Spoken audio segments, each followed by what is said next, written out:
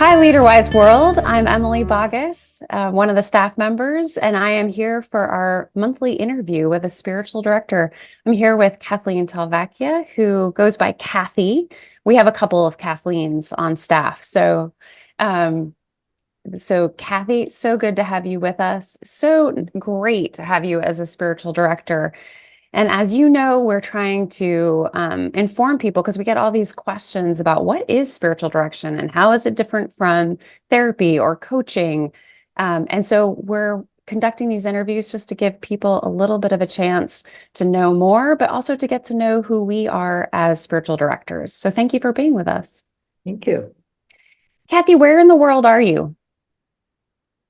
You mean Like physically right now? physically in Yeah, New York City? Yeah, in New in York New York City. City area. So I grew up in Philly, but I've spent most of my life in the New York area. So So a lot of the LeaderWise world is on the central time, which I call the good time, but you and I are on East Coast time.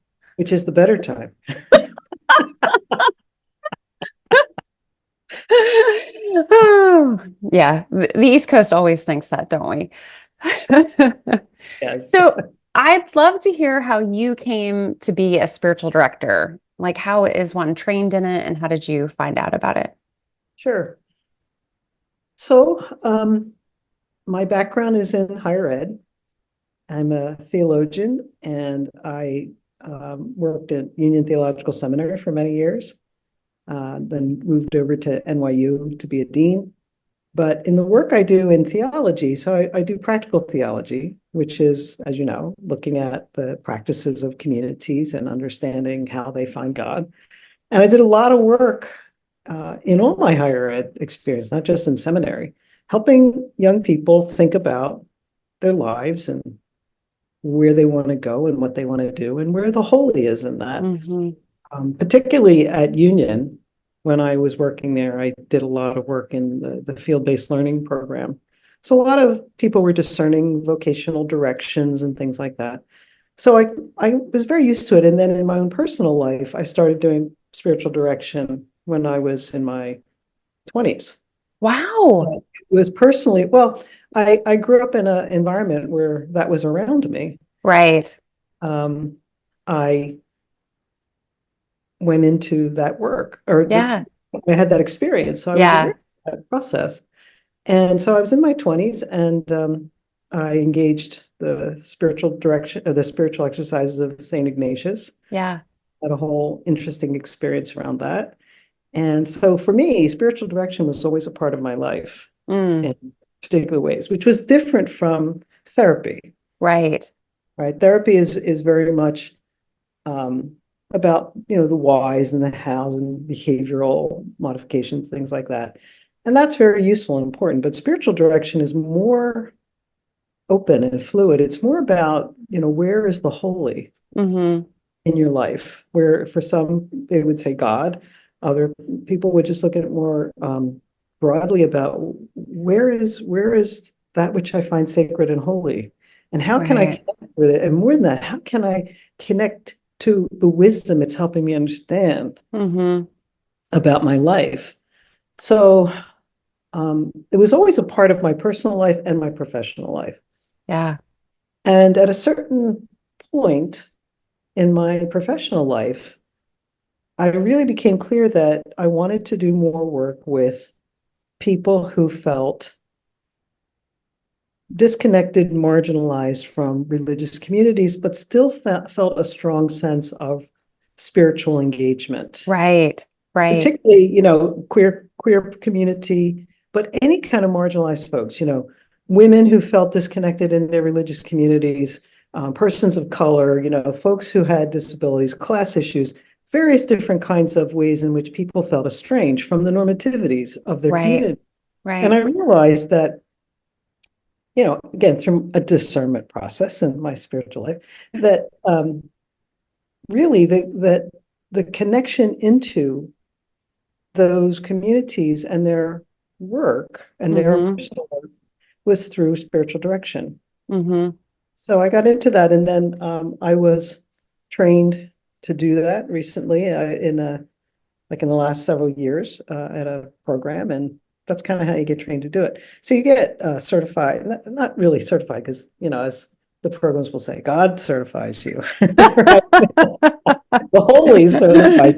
But the point is, you go through a training, and that is an important part of being a spiritual companion. Hmm. I like to use a spiritual companion. Yeah, I am so jealous that you had a connection to spiritual direction. I had no idea what it was growing up. And I wasn't yet estranged from my religious community until college. And then I went through some culture shock religiously. And it wasn't until seminary that our seminary was in relationship with a spirituality group, some nuns who had left Catholicism and had started this spirituality group, and it really helped me renegotiate my relationship with the God of my heart, and then the one of that I was railing against, which felt like the sort of the cultural idea of God, and it just helped me have a relationship back with the God of my heart, which was beautiful. And I don't know if Beautiful I way would to have, say it.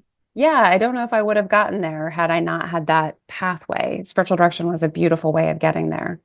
Yeah, that's a beautiful way of saying it, the God of my heart, because the holy is, we connect to it in our deepest self. And so finding that connection is how we then connect more with more awareness Yeah, to the holy in our lives. And then community becomes a part of how we are interdependent and connected with each other in that process. right, right. Yeah, which then led me back to community. Right, Right, right. right. Yeah, beautiful. Yeah. What do you enjoy about spiritual direction as a spiritual director now? Yeah, it is a profoundly satisfying experience Hmm. to walk with someone as they discover their agency and their empowerment to really access the deepest part of themselves, their deepest passions, their deepest authenticities, and to bring those forth in the world, Mm, service of the world. right. And it is wonderful to be a companion and to help listen, because that's really all you're doing as a spiritual direction. You're doing a lot of listening, Hmm. and you're helping the person you're working with see what maybe they don't see, or hear what maybe they don't hear. Hmm. So you're not, that's why I don't always like direction, because Uh-huh. sometimes you're directing, you say, I would really suggest that you think about Oh, praying yeah. or whatever. But other times you're just kind of listening and saying, I hear I hear you saying this. Hmm. Is that possible that maybe the spirit is helping you think about things in a particular way? So it really is, for me, an experience of grace Hmm. to walk with someone on that journey. And so it is a really profoundly satisfying experience. And also for me, it is a calling. Yeah. It's a deep sense of, this is how I can, or I have been led to help others connect into some sense of the holy, you could say, or the sacred, or the, God, Hmm. so that they can be empowered to do the work that needs to be done in the world for the service of the world. Hmm. Again, beautiful. One of the things that I've noted just in hearing you and in as I'm tr in training to be a spiritual director is I've noticed for leaders, especially, I mean, it's so turbulent out there. It's Mhm. so hard to be a leader right now. Um, and one of the things that I noticed in spiritual direction is they come in tense and just Mm. the space that we create, and often it's on Zoom, right? It's one thing to create it in person, but it's another thing to create it on Zoom. The sense in which they can breathe Mm. and the pauses that you're talking about. I mean, like time feels different, space feels different, and I can see their bodies really change, and it might be the only 45 minutes to an hour that they get in the whole month, where their bodies, where they can really listen in a different way. That's something that I've noticed that as I heard you talking, it reminded me of that, of just And really seeing their bodies. that is absolutely true. And I think there's a particular image of Mm-hmm. spiritual life that is, for many people, it's a privilege if you can get to that, where there's long periods of silence and you're kind of disconnected from your life. And, that's wonderful if you can do that for periods of time. Right. I mean, most people don't have that Yeah. life, can be the case. But to take those small moments of being able to just take, 30 minutes, an hour in a day, even 15 minutes, to Yeah. just center yourself, breathe deeply, and understand that there's bigger things beyond you than just what you see here and the work of your day. Yeah. That is Yeah. the essence of the spiritual life is, Thich Nhat Hanh always talks about mindfulness, just being aware of Mm-hmm. what surrounds you that is beyond the material. Mm-hmm. And the spiritual life is really part of that and helping connect into it. But it comes through our experiences. So it comes in how we engage the world, but it also Mm-hmm. comes through silence. Yeah. And the silence is really important. Yeah. Yeah. Yeah. I will say as a director, there are moments where I feel like I need to fill the space, but I Mm. find that the silence is actually, uh, it becomes the container for, um, for creating that space. The silences are beautiful. Yeah. And I think we live in a world where silence wants to be filled. Yeah. And I agree with you. As spiritual directors, we're always learning how to be more and more at ease with that silence, Mm-hmm. Mm-hmm. because it's a way in which we can hear the spirit speak. Right.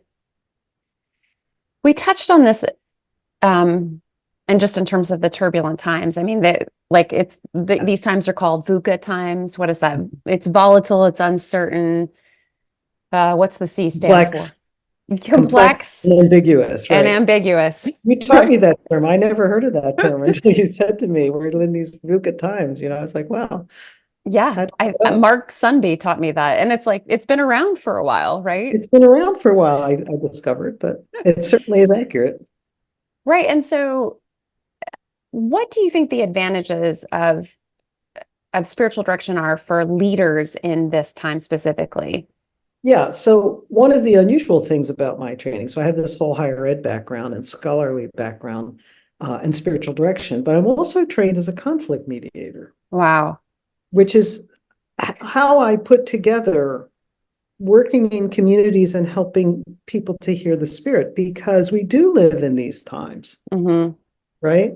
And what is true to say, if you're mindful about what's going on in the world right now, we live in a moment where all kinds of normativities are changing and being challenged. Right. Some of them are being challenged and re-embraced in new ways. Some of them are being challenged and discarded. Right. That happens within conflict. Mm. Mm. It's a necessary conflict. Mm-hmm. And so I think for a lot of communities that are religiously based, there's a fear of that. Right. So part of my commitment to engaging this moment and my sense of call is, how can we work together to understand these conflicted dynamics we have and how to resolve them? Right. My basic idea is conflict in and of itself is not bad. Right. Or is it constructive or destructive? And how Mm-hmm. do we work with it? Right. But the important piece here is, for me, um, the ability to embrace conflict constructively is a spiritual practice. What do I mean by that? What I Mm-hmm. mean is that in order to embrace conflict constructively, we have to be able to be centered enough in our sense of ourselves and our sense of what we feel is important to do, our sense of relationality, our sense of love for another person Mm-hmm. or community, Right. in order to be able to engage the conflict, because you have to walk into a storm. Right. If you're a leader, you have to walk into a storm and navigate it. Yeah. There is a um a challenge you have not to be dysfunctional about it, right? Right. Squashing it or denying it or pushing it off to the side. Communities will not grow and thrive Right. without capacity to engage the differences that are around everywhere. Mm-hmm. If you're challenging people to be authentic and to be their most authentic selves, then those differences are going to come forward and they have to be negotiated. Yeah. And, I work with a lot of religious communities and, you hear things like, well, I don't see difference. We're all human beings. Well, Right. you can't see that until you first see the differences because we Right. all have different experiences. In a white dominated society, if you're African American or Mm-hmm. Latinx, you have a different experience Mm-hmm. than other people Right. who seen as white. If Right. you're queer in a heteronormative situation, you don't have the same experience. Right. So those conflicts have to be brought forward. Right. And the only way that a leader can help a community go forward is to have that centeredness of, this is who I am in the spirit. This Mm-hmm. is the kind of relationships I want to help foster. Because Mm-hmm. what is justice, right? Right relationships. These Yeah. are the kind of Yeah. relationships I want to create. Mm-hmm. And in order to do that, I have to find a way to help these differences come to the fore and be talked through. Right. So, spiritual direction is a way for any leader to help center themselves enough in the sacred, in their own sense of calling, their own Yeah. sense of conviction about how to walk into those storms and Right. help other people engage the storms. Right. Right. Because you cannot get to the other side unless you go through, That's right. That's right? right. I mean, that's kind of like a truism, but the fact is, Yeah. a lot of communities don't want to deal with the conflict of difference. And the Yeah. fact is, you cannot get to that point Yeah. of the beloved community until you walk through it. Yeah. And the leader is responsible to make sure that you walking through it in love, Right. not in hate, Right. not in retribution, Right. but love that is, and I don't mean that in a nice way. I Yeah. mean the sense of, Yeah. I care about relationships and Yeah. I want us all to be in right relationship with each other. And we have a responsibility to do that. And so we're going to do that. Right. That's what I mean. And spiritual direction can help someone do that. So that capacity to engage conflict is really a spiritual, uh, Mm. it's rooted in a spiritual practice, I would say. Yeah. A big part of my I life. love it. I love Yeah. it. Well, and I think so often in conflict as leaders, you can really become armored. I mean, Yes. I know that I have. And so spiritual direction is a place for me to take off my armor and see, okay, what am I trying to protect myself from? Yeah. So then I can walk in more vulnerable, but also walk in with my boots on, um, and be able to engage the conflict from a place where I'm not reacting or armored. Yeah, that's a really good way of talking about it because I do think in order to be a leader that can help others through conflict, we need Mm, to engage our own conflicts yeah. within us. Yep. And I think the other connection for me is Mm, anytime you're minoritized in a mm, situation, whether it's by gender or sexuality or flat, whatever it is, right? hmm. In order to engage that environment, there's a certain way in which you have to spend time understanding identity, Yep. the identification of yourself. And that's a spiritual Hmm. energy. Hmm. You're not just Yeah. saying, let me check this box on this, and this. Hmm. You start talking about identity. Hmm. You're talking about a deep spiritual engagement with something, with, well, what in many traditions we call soul, Right. right? Something deep inside in where the holy resides. Mm-hmm. And that's the way in which um, we want to move forward in understanding ourselves. Right. So the question becomes, for example, like queer persons, so many traditions have issues, and there's been a lot of destructiveness that queer people experience in religious communities, Mm-hmm. and therefore they're disconnected from for very good reasons. Right. But why do many people who are queer still connect with religious traditions? Mm-hmm. Why do they still do it? They have every reason to say, I don't want to Right. do this. Right. Why? Because I think they find a spiritual connection that is part of the engagement Mm-hmm. of understanding your difference. Right. Right. So that's Absolutely. me as well. I have so many thoughts running through my head. One, I just want to say, I don't know if you've ever heard of the children's book, We're Going on a Bear Hunt. I have I don't have the book, but I have yes heard. I've used it with my grandchildren actually. Not the book, but I've done it online. Well, whenever I'm going through a conflict, whenever there's conflict in my life, someone a long time ago said to me, "Oh, you've got to get this book." And, they're going on a bear hunt. They're searching for a bear, and you can't go over it. You can't go under it. You've got to go through it, right? They go through snowstorms. They go through, mud. And, that has been the refrain. You can't go over it. You can't go under it. You got to go through it. And there's a way in which it makes it playful, but also like, this is the life lesson. And then the other thing that springs to mind from what you said is, we talk a lot about the holy, and I have found in spiritual direction that there's a place to engage the ancestors, Mm, right? And Resma Menachem book was the one that just like it blew this open for me in a way that was very healing. yes. And with directees, one of the things that I've been able to see is engaging that identity. We through some exercises we can engage the ancestors. What would your ancestors say? What conversations do you need to have? Joanna Macy also was a person who helped me with this, and I have found there it, there's kind of two things that happen. One, there's a healing that happens where the ancestors couldn't take us as far as they may have wanted to take us, or they came up against their limits of their time, and we can move forward.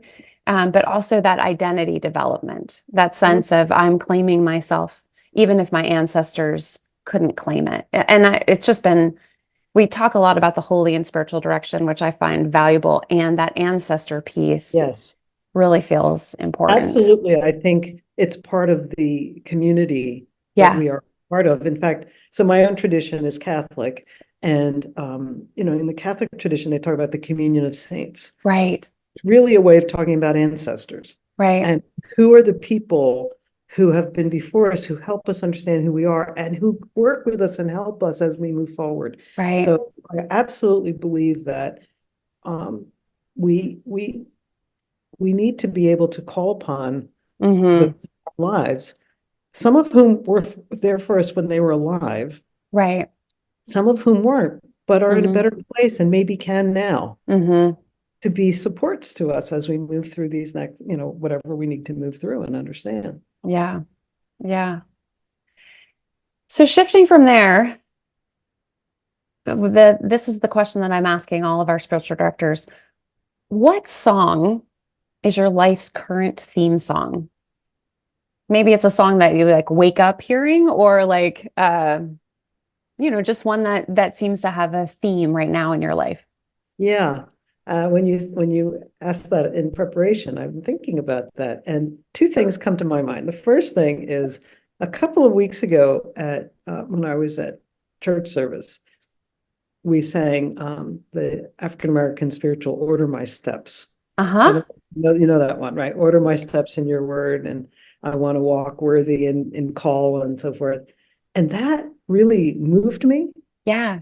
I really have prayed with that, and that has lived with me for the last several weeks. This sense of it's a wonderful song in general, but it's a wonderful song for spiritual journey Yeah. because Yeah. you're asking God to walk with you and to help direct you. Mm-hmm. into whatever the calling is you have, Right. uh, that is part of your deepest self, right? So Right. it's like God is giving you something from the outside. God, you're basically saying, direct me so I can find the deepest part of me, which is where God is, and then Right. I operate out of it. So that's one thing that's been with me a lot, in prayer and just kind of spontaneously in my head and heart.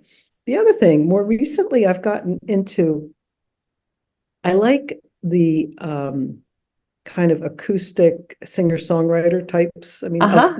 many different kinds of music I like. I like Yeah. those.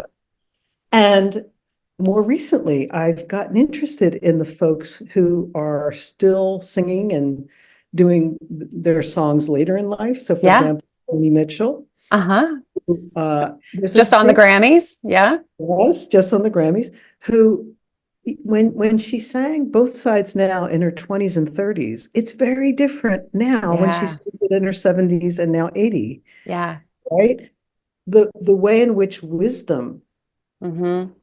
makes the song not just sound different. It's not Right. just a different voice, which she does, but she's singing it differently because she has 80 years of life to say, Right. seen life from both sides now. So that kind of stuff more recently, I've been very interested in that. Joni Mitchell, and I've gone back and listened to some of the more recent things of Cat Stevens, where Yeah. he's gone through quite a spiritual journey. He has. And what his songs sound like now, and the difference that wisdom makes. Yeah. Those are some of the things. I mean, there's a lot of different kinds of music I like, but those two things kind of stuck with me now. Well, and I find that, I mean, just because I have teenagers, like they're discovering songs that they think. I mean, Tracy Chapman's song is a great Yeah, that's example another of, good one.